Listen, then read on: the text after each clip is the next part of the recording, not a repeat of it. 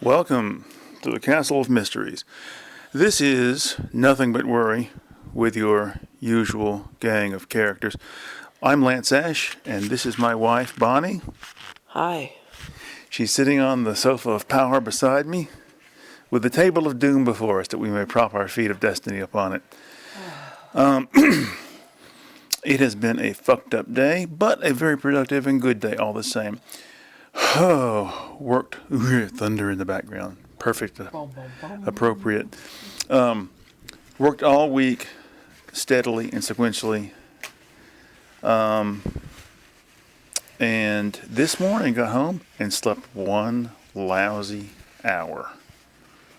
And then got up and stayed up and then slept at some other point, maybe an hour and a half. And then got up and stayed up and piddled around, sleeping here and there when I could.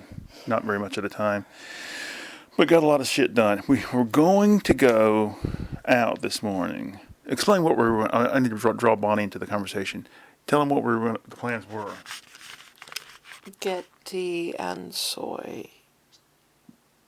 No, sesame oil. Sesame oil. Sesame oil. From Kroger. We were also going to pick up several copies of The Flagpole, which is the local arts and culture The Village free. Voice of The Village Voice of Athens, as somebody famous from Athens once called it recently. Oh, really? Famous. And so, because my show of paintings is up right now, and they printed a photo of one of the paintings and a little blurb about the show. So I need to pick up several copies. And but when I got home, and I was not looking forward to it, and I got home, and Bonnie said, "Can we just not go out?" I'm like, "That's fine with me. Fine. I'm going to get my weekend started early. We got to go out tomorrow, though." We do? Why? Well, I do want to get those flagpoles, at the very least. And don't you have a prescription too? It's not anything I regularly use. Okay. Plus, I probably should call my mother tomorrow morning. Yeah. I don't want to do it. Of course, I could skip it and she wouldn't know the difference. Oh, yeah, we talked last week. You know, Girl. the last time I saw her in person, when we were sitting on the sofa together, and she mistook me for her brother for a little while. At one point, she looked at me with this just emotional recrimination in her face and voice, and she said, "Why don't you come visit me?" Like she really wanted an answer. Well, you live in Montana now, and I got shit to do. I don't have time to come here and spend an hour and a half just fighting to get words out of you. Oh, Lord. So, what has your day been like today, Bonnie? I thought you'd be asking me about my week. Okay, tell me about your week. Well, I went to the doctor. And that brings up whether or not we should discuss my pain relief. Yeah, go ahead. You sure? Yeah. So I've got a relatively conservative Catholic Republican GP who is also an internal medicine specialist. That's how I got to know him after I had bleeding ulcers that left me having to get blood transfusions. And this guy's my family doctor too now. And Peters. And Peters, okay. Yeah.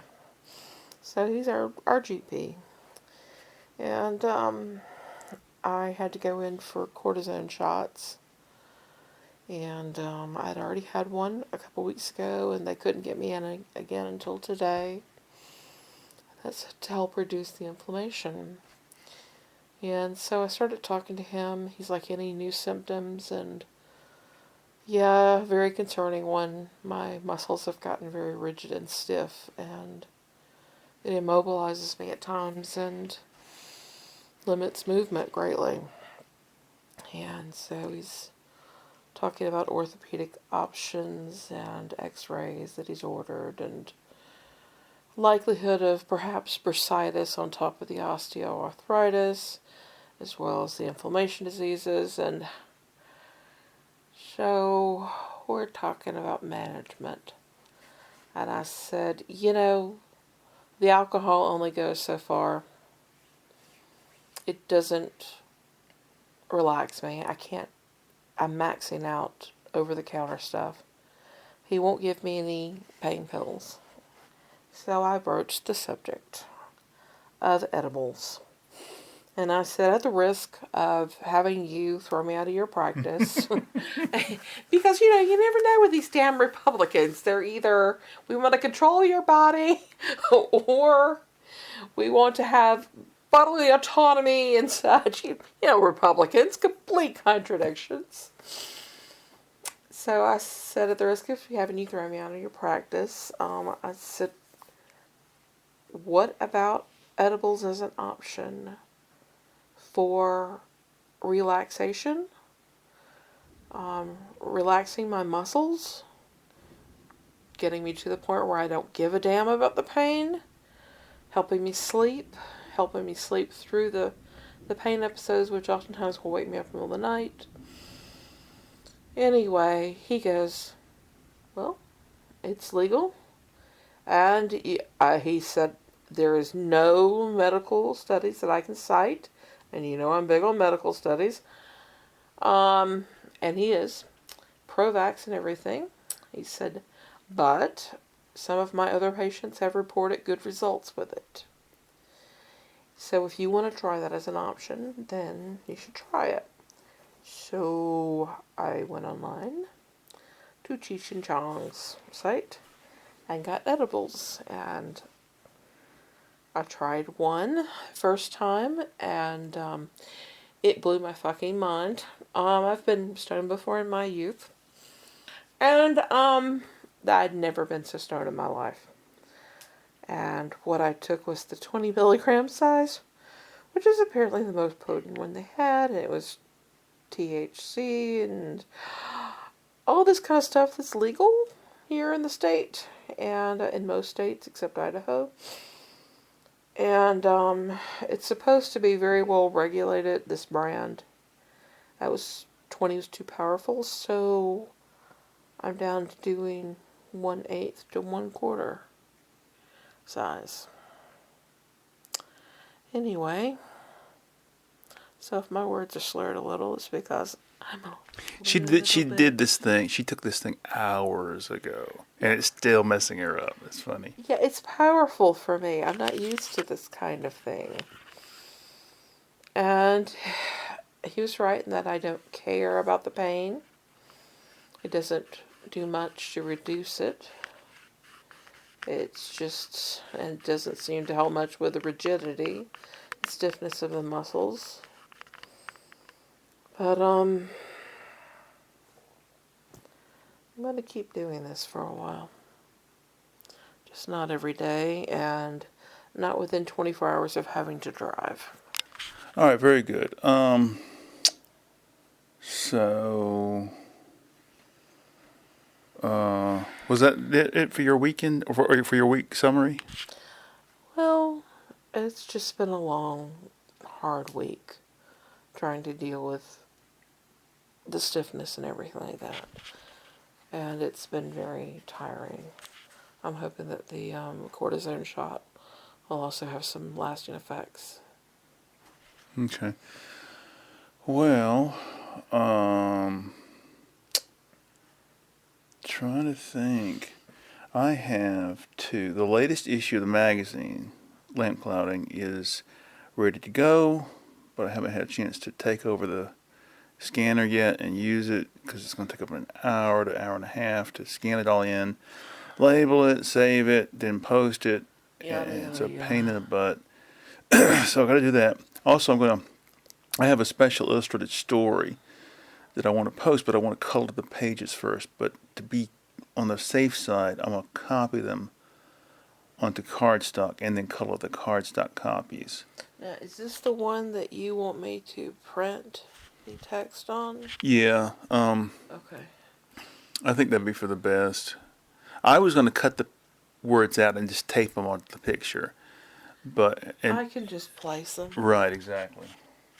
See, the thing is, I used Publisher to do all that for years, and it's such a pain in the butt to save a picture with the words on it, and then you showed me you can do it with Adobe. Photoshop, and like, oh, okay, this is much easier. I'll probably do that in the future with other things. We will not be doing it in Comic Sans. No, no. Probably the way I've saved it already on Google Docs is how we'll do it. Because I picked a good font for that, or typeface, whatever one you want us to use. And there is a difference, and I can't remember what it was. I learned it about 3 months ago, what the difference is. But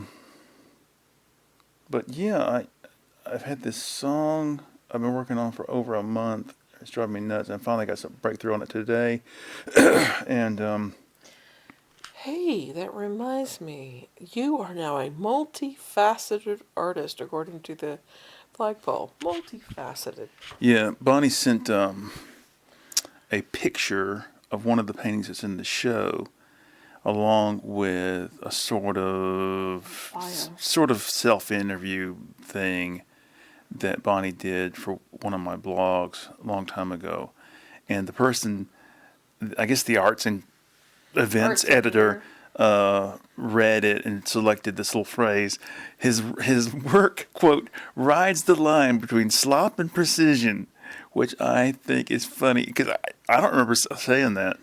I have that in writing because I submitted the questions to you in writing. You returned it to me. I gave it to Peter as the editor to go through it, returned it to you once again to review his edits, and then posted the interview. That is really funny because years ago when I lived with my parents, I was in high school, I guess. My parents both worked for the post office, and my dad would occasionally apply for different positions. And he would basically get the submission form, and write his answers out, and then want me to type it up and also sort of correct his grammar and maybe fix the syntax and so forth. Your mom had a woman in her Rolodex that she would call to edit her formal letters, etc. And she would pay her to do it. Really? And I was like, why are you paying someone to do this? You have people in your family who edit. Jesus. Yeah.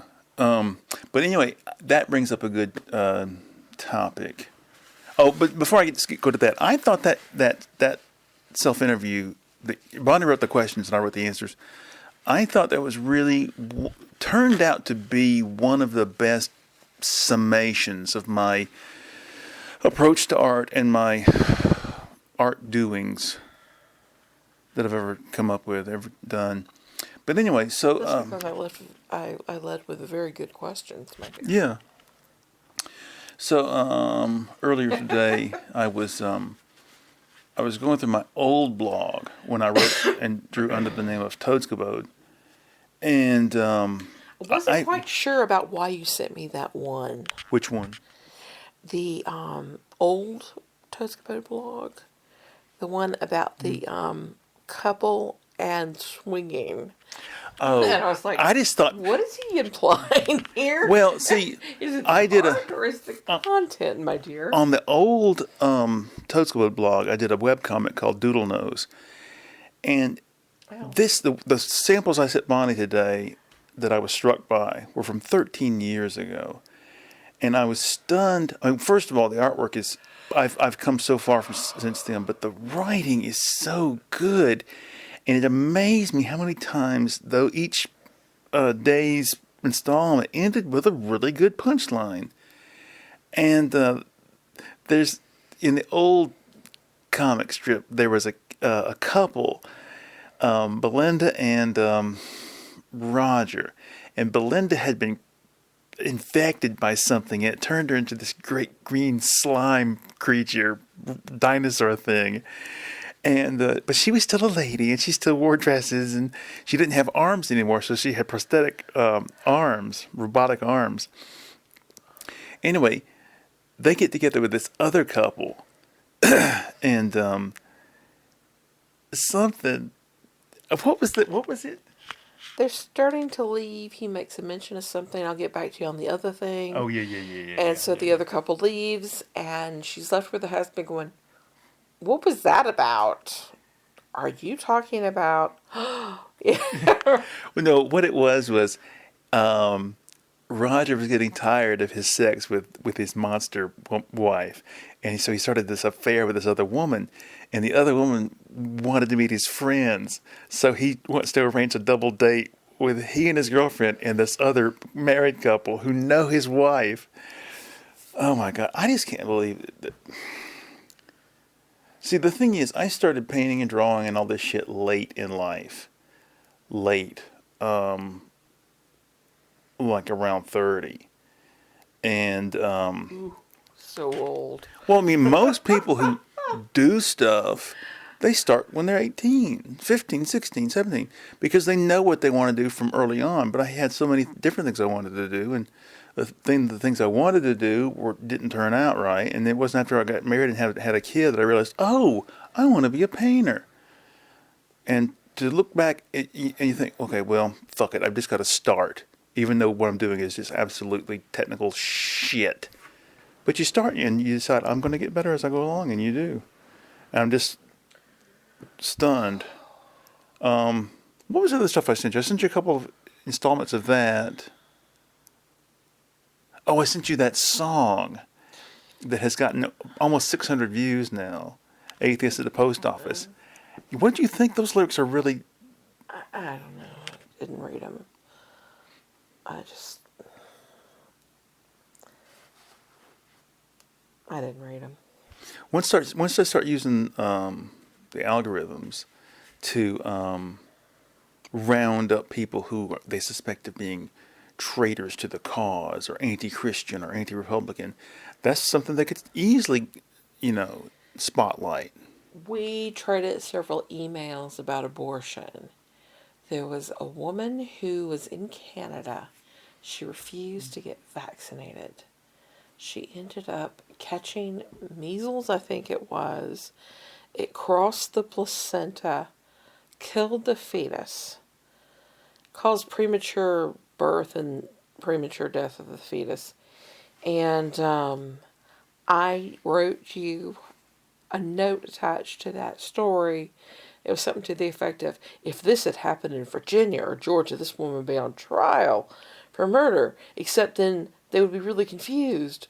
Do we force people to have vaccines if they're pregnant? Right. Yeah, is this whole mess of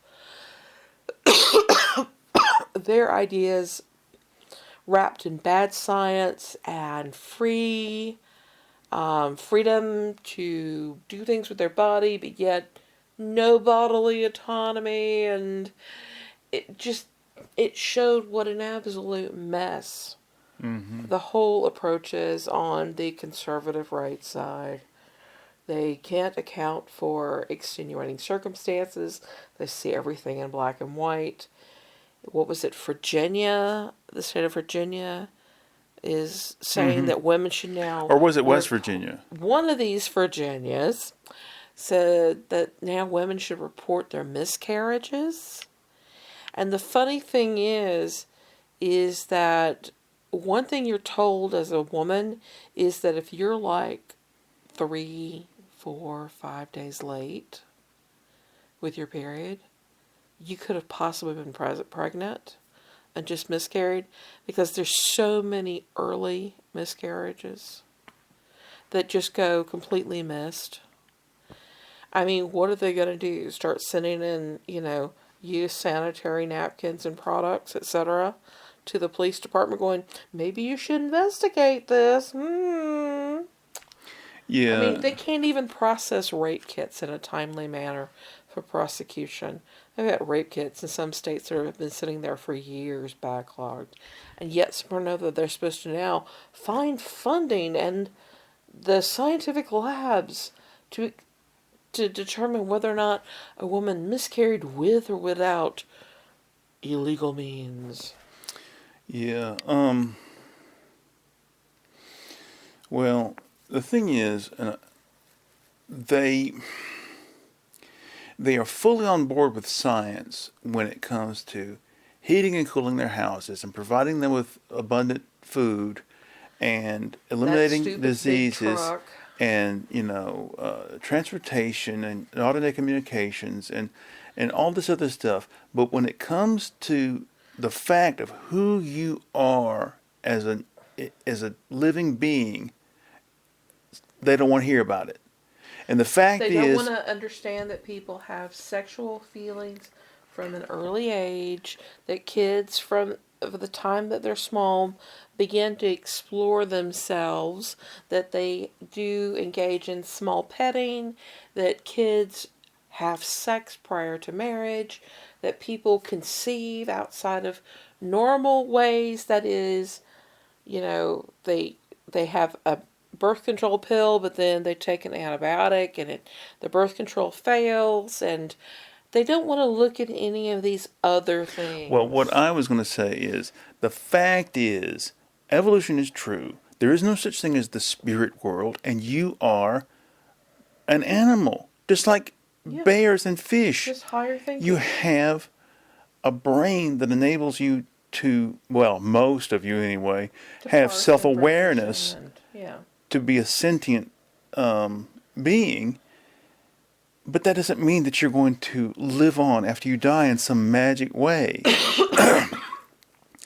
And, far from that making life meaningless, it makes life all the more meaningful, because it Yeah. means that this is your shot and this is other people's only shot. So you should respect Yeah. them as well. Yep. Live in the moment. Yeah. And Yeah. that's- These people who deny themselves pleasure for this they're not life other beyond. people's pleasure, too. Yeah. Yeah. What the fuck is that? Well, see, I thought about this earlier today. They claim to have such certainty in their religious beliefs, in their faith, but yet just them having that belief is not enough. And I think there's always a hint of self-doubt. Well, I haven't seen a miracle happen in my lifetime, and I haven't seen one happen to me, and I'm still afraid of death. So, there's a nagging finger of doubt in their mind. So the answer is not to question their beliefs, but to try to force everybody to believe it, because it gives them greater personal validation and satisfaction. Well, everybody believes it now. I've forced everyone to believe it. Now I have more reason to believe it myself. I can't enjoy life. I'll make certain others don't enjoy it either. Jesus. And, any science that conflicts, evolution can't possibly be true because blah, blah, blah, blah, blah. What a bunch of horse shit. We mentioned the word conflict. This week there's been a huge conflict in the news. Between two people. Two egomaniacs. Two morons. Two morons. And it's been very enjoyable to watch Elon and Trump tear each other apart. And I wish to God Trump would just cancel all of Elon's contracts. Well, what's amazing is that people have been predicting this was going to happen ever since this whole thing started. Clash of the egos. It's just a matter of time before they start thinking, well, no, I'm not. You're not the boss. I'm the boss. No, I'm the president. No, I think I'm the boss. Well, I'm the guy who pulls the strings. I'm the boss. And it was just a matter of time before this happened. And the people who are still totally convinced that Elon Musk is a technological genius and a visionary of almost divine scope are just the number of people who still believe this is staggering to me. Yeah. It's like people who still look at Joe Rogan as somebody you should follow, Or anybody. Anybody. I think about George Carlin all the time because he's one of these people that they hold up as an exemplar of comedy's ability to hold a mirror up to society and show it its flaws. And they give him the Mark Twain Prize and all this crap. George Carlin, I think he was funny, but I don't worship him as some sort of philosopher of great note, and I certainly don't respect him because he was anti-human. That he one of his books, I'd feed a starving puppy before I'd feed a starving baby, and he meant it. It wasn't a joke. And I just don't follow anybody. You know, you just pick and choose what thing somebody's. is that some of these people idolize folks for all of their life. They And will it's not have enough to things. idolize them, but they have to say they had no faults, no flaws, and everything they did was wonderful. Yeah, there are those who want to emulate them also. I just, it's like people who worship their parents. Yeah. And their parents can do no wrong, or they were good, well meaning folks. They tried within the best of their means. Well, let me ask you this. I thought about this at work just the other day. Don't you think that the whole son hero worshiping his father thing is far more prevalent than the daughter hero worshiping her mother?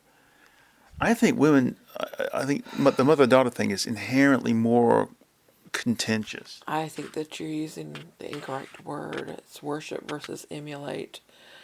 Okay, emulate. What about emulate then? Okay, I think a son is more likely to worship his father. But not emulate him? I think a daughter is more likely to emulate her mother. Oh, interesting. I was thinking about your mom a lot in the past week with her turn into the dementia gal. And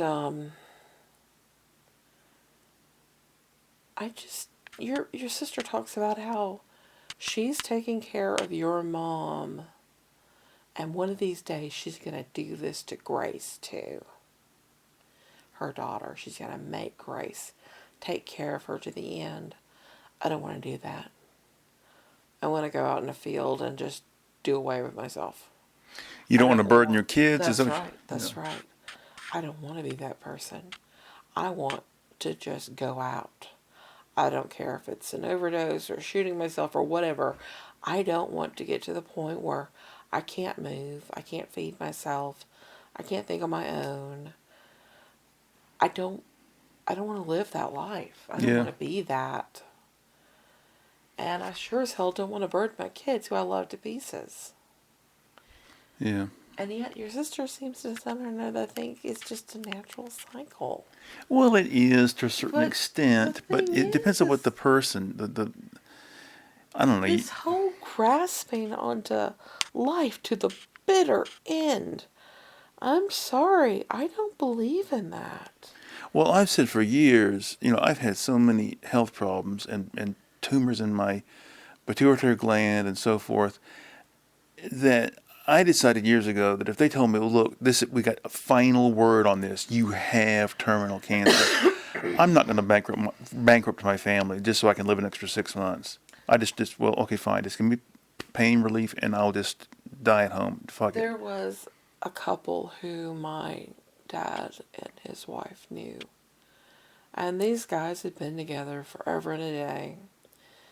And one day one of the guys caught a cough. And he just couldn't shake it.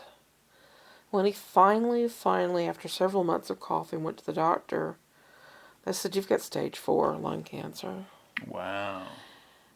And he and his partner, I don't know if they ever officially got married, his partner discussed it. They decided that they'd had a good run together. Mm-hmm. That they were not going to do extraordinary means. And so he just let the cancer take him. Within 4 months, he was gone. Yeah. His partner lived on another 10 dozen years without him, then died of pancreatic cancer on his own and just let it happen. Well, I thought of two other things. Talk about the fear of death. Several years ago, I saw this interview with Gore Vidal, and he said, "For many years, I feared death because I was afraid of all the stuff I'd miss out on, and then over time, I just came to the realization there's nothing to miss out on, and so I just don't care anymore." And I've thought for a long time how I really, really appreciate that statement. I thought it was great, but then. Earlier today, I thought about how there is another reason, sort of I don't know. It's fearing death in a different way, and that is you're afraid that your legacy won't live on in the way you want, or you won't be remembered the way you want, or maybe like if you're an artist, you're afraid that your work will be forgotten or maybe misinterpreted or something. And I thought I can see that as more valid, but also one of my big dreams is that after I'm dead, I mean, I don't really give a shit about now, but I'd love to be sort of minorly celebrated after I'm dead because I'd love it if the kids, We'll all celebrate when you're dead. Don't worry. the stink is gone, the stink is gone. Oh God. We can fumigate his room at last, children. Come, let us gather ammonia Open the together. windows. I would love it if the kids could sell my work, piece it off at a time so they could live without having to, scrape and scrimp. What you said about Gore Vidal thinking, oh, it's the fear of missing out, yada yada. I thought in terms of Carl Sagan when he had the Cosmos series, the first episode. He's walking along the beach talking Right. about the length of time and how long, how many billions of years the Earth has been in existence. He talks about the Big Bang. He talks about the formation of the planet, the breaking off of the moon. He discusses the dinosaurs. He discusses the different periods and over the eons of time. And then he discusses humanity and the way that we began to break off and separate